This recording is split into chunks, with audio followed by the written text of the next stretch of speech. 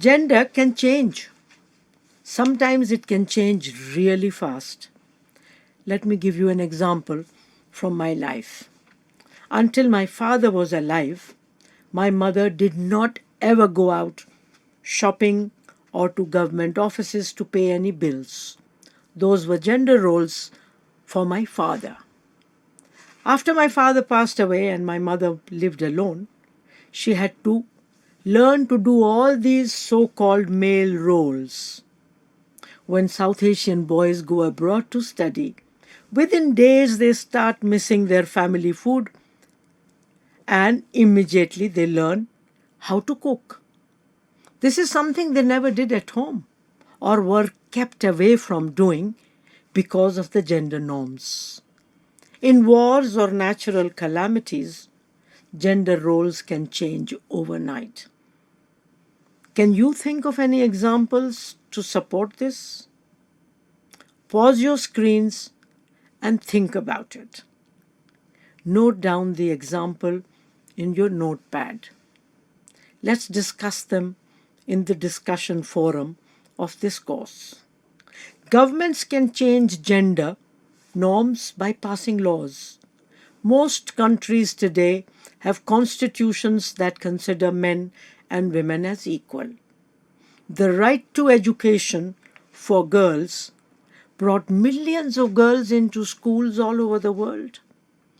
As you have seen so far, gender stereotypes limit and put both girls and women and boys and men into narrow boxes. Women have tried to understand this and challenge gender all over the world. Maybe because, by and large, men gain power through gendering, they have not challenged the construction of gender in large numbers. It is only in the last 2 decades that men's groups have emerged and challenged gender because men have realized that gendering traps them too and limits their choices. And remember, as the ideology of gender changes, so does the form of power. Further, power is not absolute, but relational. Thus, in the unit of the family, a Dalit man may be in control over resources. He can exercise power over his wife and children. But outside the family, in the community, the same Dalit man may be in subordinate position to people from the so-called upper castes. In such a case, people from higher castes have power over him. Similarly, a Brahmin woman may be able to exercise power over a Dalit woman.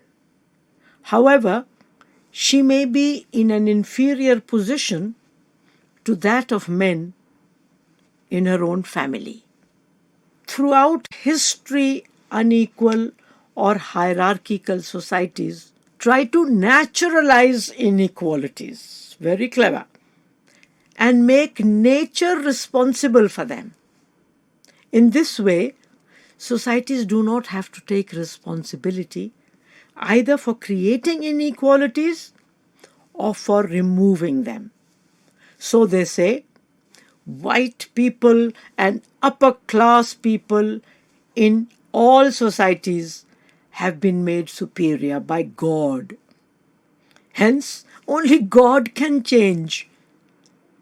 We are asked by our societies and sometimes religions to accept such inequalities. However, remember that such ideology is socially constructed and it can be changed. We have reached the end of this module. So what have you learned from this module? Let's do a quick recap.